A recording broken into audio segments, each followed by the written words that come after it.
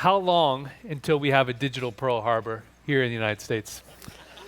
I think it's only a matter of when. There's three things that really concern me when I look at cyber from a threat perspective. Number one, it is only a matter of the when before someone uses cyber as a tool to do damage to critical infrastructure within our nation. I mean, I'm watching nation states, groups within some of that infrastructure. At the moment, it seems to be really focused on reconnaissance and attempting to understand the characteristics of the structure, but it's only a matter of time, I believe, until someone actually does something destructive.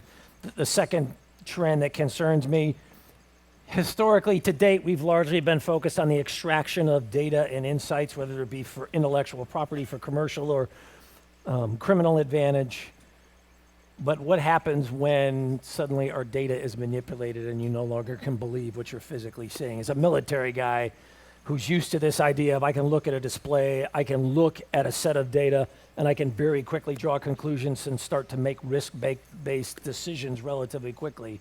What happens if that all gets called into question? But you expect that to happen. No longer, I believe it's going to happen. And then the third phenomenon, when I think about threats that concern me in the future, what happens when the non-state actor who literally has no interest in the status quo, take ISIL as an example, whose vision of the world is diametrically opposed to ours, whose vision of the role of individual and freedom and choice has no place in the world that they envision.